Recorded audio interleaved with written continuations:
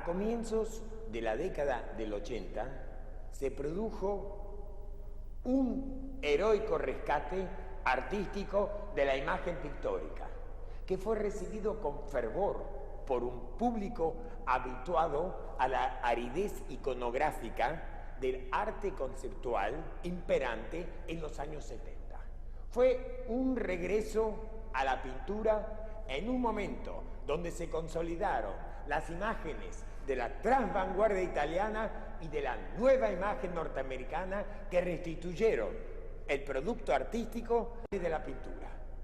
Un grupo de jóvenes artistas había comenzado a exhibir sus trabajos en departamentos de amigos, en discotecas, en edificios semiabandonados, en barrios periféricos y sobre todo en las paredes de toda la ciudad, a manera de graffiti.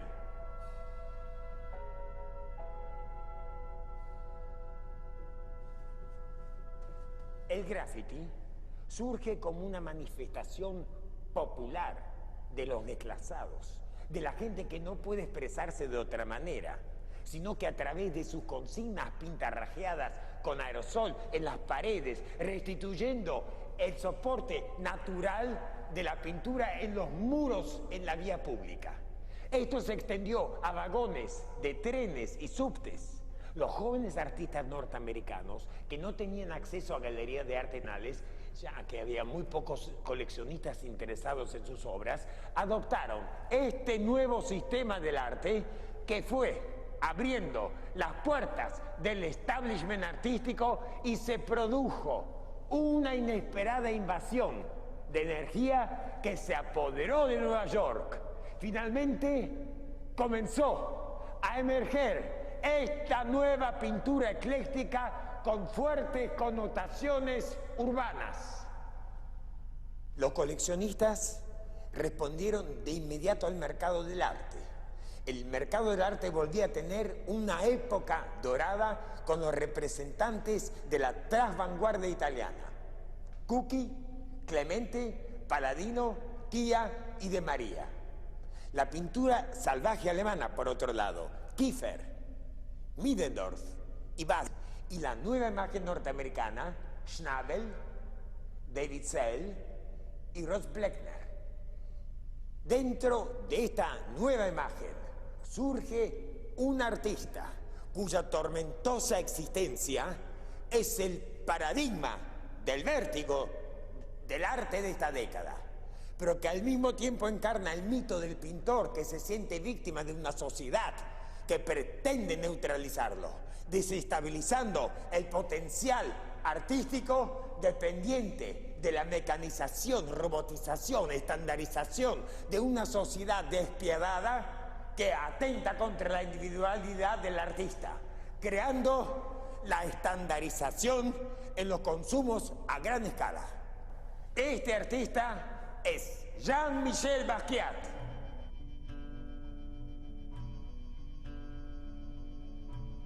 Jean-Michel Basquiat nació en Nueva York, en el barrio de Brooklyn, en 1960. Su padre era un exitoso contador haitiano y su madre, que era puertorriqueña, lo llevaba con frecuencia a los museos, estimulando el interés del pequeño Jean-Michel por el arte. Años más tarde, el artista diría: mi madre me dio todos los elementos primordiales. Conocí el arte a través suyo. El imaginario de ese pequeño muchacho negro se nutre al contemplar junto a su madre una reproducción gigantesca del Guernica de Picasso. Luego de un accidente, Basquiat, niño, debe permanecer en cama durante meses.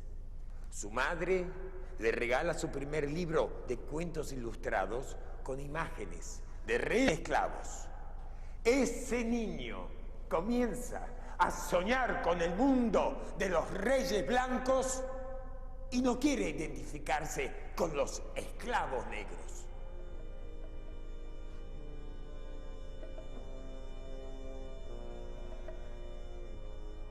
A partir de ese momento, su sueño permanente es la idea de la corona. Esa corona que es el emblema de quienes nacen con título nobiliario. Pero el artista convoca en su acto creativo su imaginario para el logro estético en beneficio de la humanidad, que hace que el artista pueda obtener una propia realeza mucho más valiosa que aquella que otorga el nacimiento de casualidad. Basquiat incorpora la corona como su propia, que se convierte en una de sus firmas y la contrapone a la de Samo, que viene del dicho same old shit, que significa siempre la misma mierda, es decir, la corona y la eterna inmundicia, la nobleza y la mierda. En realidad, para el establishment, la única prueba de identidad que posee el artista es su documento. El pasaporte que lo identifica explica simultáneamente que se ha vuelto extraño a sí mismo en su condición de creador frente a la sociedad. En el universo de los sueños y los deseos en Basquiat no hay lugar para una interpretación vulgar. No, señor. Ninguna interpretación cotidiana que pueda interpretar el establishment sobre los deseos y los grandes sueños de Basquiat. El documento de identidad está exactamente ahí, en los sueños y no en el pasaporte del establishment.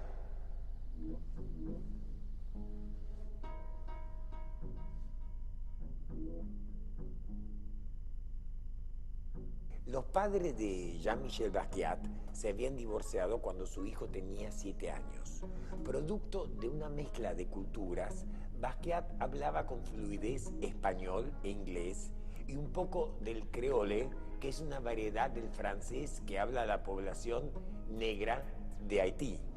En su adolescencia abandonó la casa de su padre y se instaló en el Soho neoyorquino, teniendo como paradigma a Andy Warhol y su fascinante entorno de la Factory y sus colaboradores. Y es ahí cuando elabora la secreta misión de triunfar en el arte. Hacia fines de la década del 70, Basquiat comenzó a cubrir las paredes de los edificios neoyorquinos desde Brooklyn hasta Manhattan con grafitis de frases epigramáticas que hacían referencia a la hipocresía y el consumismo desenfrenado de la sociedad norteamericana. Basquiat provenía de una familia de clase media de la que se alejó en búsqueda de su propio destino, queriendo superar las limitaciones familiares de raza y de clase dentro de un esquema social dominada por los blancos. Tuvo que sufrir la indigencia y la marginalidad, deambulando en un estado bancarrota por la casa de sus amigos para poder dormir, inclusive durmiendo en una caja de cartón, vendiendo él mismo baratijas en la calle y remeras pintadas a mano. En 1981 obtiene su primer reconocimiento al participar junto al fabuloso Robert Mapplethorpe, al genial Andy Warhol, a Kenny Scharf y Keith Haring en una muestra alternativa llamada New York New Wave en la galería PC1 de Long Island. Esta exhibición fue la plataforma de lanzamiento que no solo le permitió integrar la constelación de jóvenes artistas que ya brillaban con luz propia en la galaxia artística de Nueva York, integrada por Kenny Scharf, Keith Haring, Julian David Sell y las 3C, es decir, Francesco Clemente, Sandro Chia y Enzo Cucchi, sino que le permitió capturar la atención de su único ídolo blanco, Andy Warhol.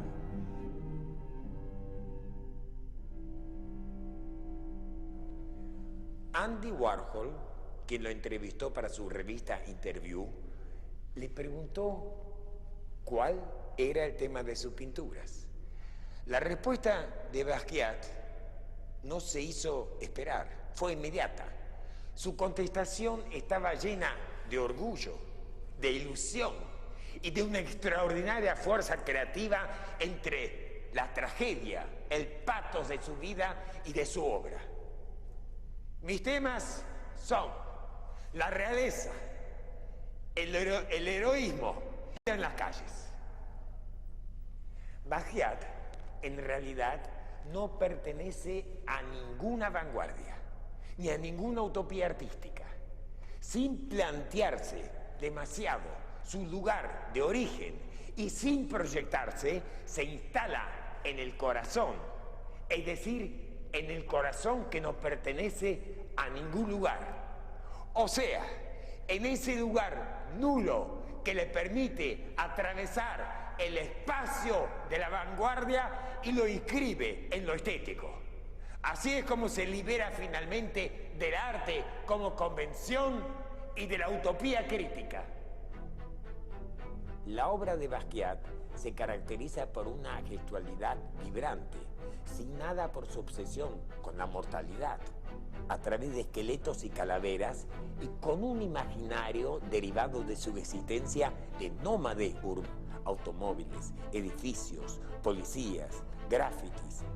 Estas obras revelan una indagación en las raíces negras e hispánicas de Basquiat y su identificación con hechos y figuras históricas de raza negra. En una serie de obras sobre tela titulada Famosos atletas negros, Basquiat emprende la canonización pictórica de los arquetipos de la negritud que llegaron a triunfar como deportistas. Cassius Clay, Jack Johnson y Sugar Ray Robinson. Por otra parte, Basquiat incorpora una multiplicidad de referencias que van desde la cultura africana, azteca, egipcia, griega y romana, hasta la apropiación directa de imágenes tomadas de obras de Manet, de Rodin, Matisse, Ingres y Leonardo da Vinci.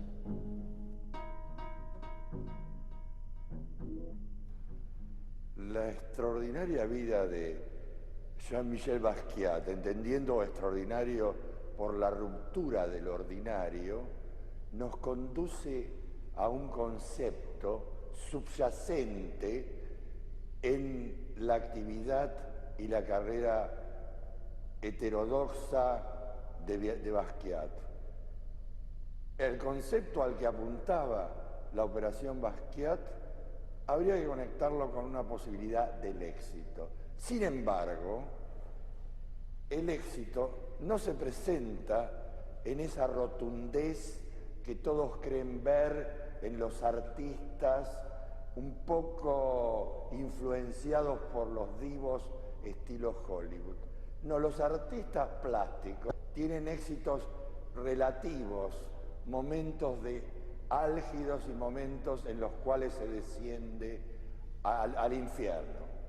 De repente, frente a este cuadro aparecen referentes paradigmáticos, los músicos, por ejemplo, a quienes Basquiat amaba profundamente.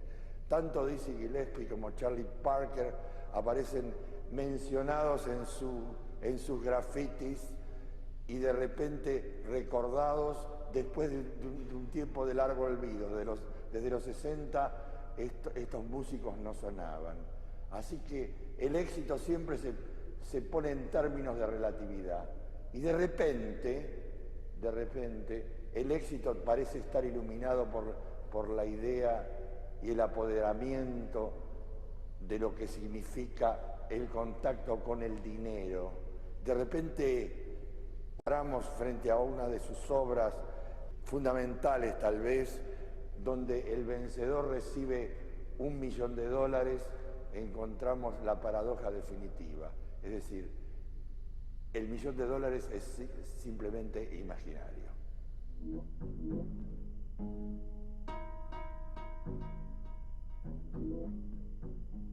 El encuentro con Warhol fue determinante en la vida de Basquiat. Todo comenzó en 1984 con un proyecto de colaboración entre Andy Warhol y Basquiat. A posteriori, estos realizaron obras en forma conjunto. El estímulo fue recíproco. Por primera vez en 20 años, Warhol volvió a pintar en el sentido tradicional del término, llevando a cabo imágenes pictóricas no mediante la serialización mecanizada, sino trabajando con sus propias manos. Ambos corrían peligro.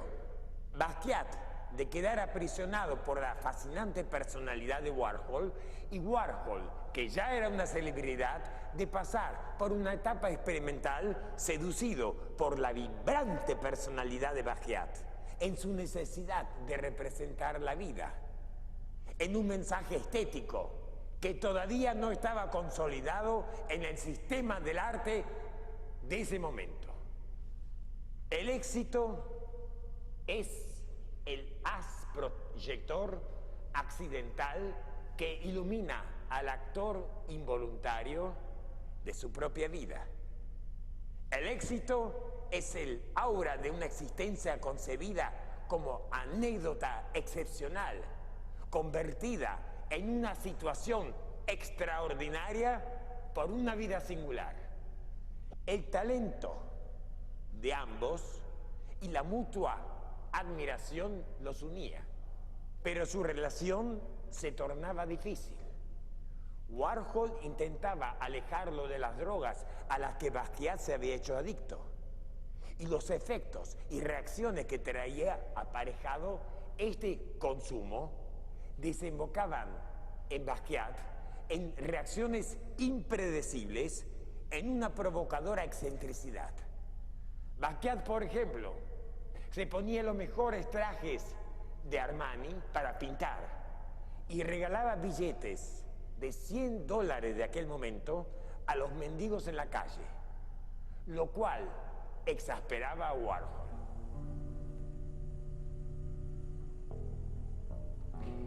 El poder revulsivo de las obras de Basquiat deriva de su contacto con la vida callejera de Nueva York, que marcó el comienzo de su adicción por las drogas. Sin embargo, Basquiat no logra superar sus problemas ancestrales, el sentido de la tragedia, el juego con la muerte frente a lo traumático de una niñez marginada, el deseo de formar parte del gran mundo le produce una enorme vulnerabilidad frente al sistema blanco dominante del arte. Su conocimiento de la cultura norteamericana a través de los cómics, la influencia de Dubuffet, de Jackson Pollock y de la época negra de Picasso, y su profundo deseo de rescatar la memoria étnica de su raza, lo transforma en un artista capaz de crear una nueva iconografía que incluye su propia adicción a las drogas y su propia muerte como temas. La persecución y la esclavitud de sus ancestros haitianos estaba en oposición al éxito que le deparaba el consumismo compulsivo de la elegantísima sociedad neoyorquina. Y Basquiat no pudo restablecer su propia identidad en esa dualidad étnica. Su deseo de crecer artísticamente y desafiarse a sí mismo y a quienes se interesaban en su obra quedó desplazado por una sensación de pérdida y desilusión exacerbada por su cada vez mayor adicción a las drogas. En una de sus últimas pinturas, titulada Cabalgando con la muerte, basada en un dibujo alegórico de Leonardo da Vinci, Basquiat pinta sobre un fondo monocromático una delgada figura negra. Tal vez sea el mismo, vagamente delineada, cabalgando sobre un caballo, pero que en realidad es un esqueleto. Esta obra y su título contienen una referencia directa al estado físico y emocional del artista en su último año de vida y nos permiten comprender hasta dónde era conciencia Basquiat de la premonitoria inminencia de su muerte. Poco tiempo después, su ídolo, su colaborador, su amigo, Andy Warhol, muere en febrero de 1980. Y la vida de Basquiat comienza a derrumbarse rápidamente. Warhol parecía ser la única persona capaz de rescatarlo del borde del precipicio, la única persona a la que Basquiat confiaba sus temores, su obsesión con la fama, su imposibilidad de manejar el éxito, su angustia frente a su propia obra.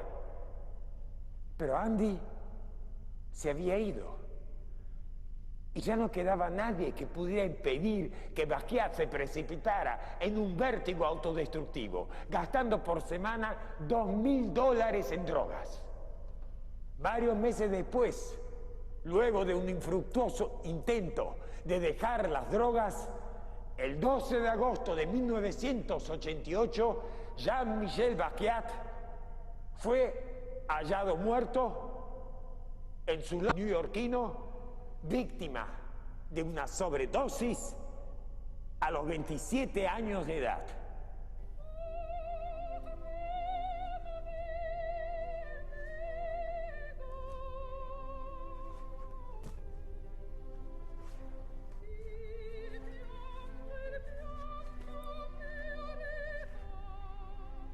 La vida y la muerte de Jean-Michel Basquiat es la de un artista marginado por el progreso homogeneizado de la historia del arte. Es la historia terrible de un artista que expresa su vida dentro de una cultura multiétnica norteamericana, pero racista. En un momento en que surge una afrolatinización producto de las nuevas inmigraciones a los Estados Unidos. En Basquiat encontramos el raro fenómeno de un artista que pone en evidencia la superación de sí mismo y de su origen, transformando los factores negativos en un contexto donde todas estas contradicciones convergen hacia la consolidación de una obra única, donde el arte se funde descarnadamente en la cultura negra, oprimida por una ciudad cosmopolita donde no hay antecedentes de un margen celebratorio dentro del arte blanco para un artista negro. En un reportaje le preguntaron a Basquiat cuál era su mayor deseo y él respondió: mi mayor deseo es que luego del éxito de una muestra de mis obras pueda salir a la calle para taxi, que el taxi se detenga y que no huya de mí en una fuga desaprensiva. La vida le dio a Jean-Michel Basquiat, a este joven artista negro que soñaba con los reyes blancos, una eterna corona de rey por primera vez en la historia del arte y de la estética, dominada por una sociedad de raza blanca.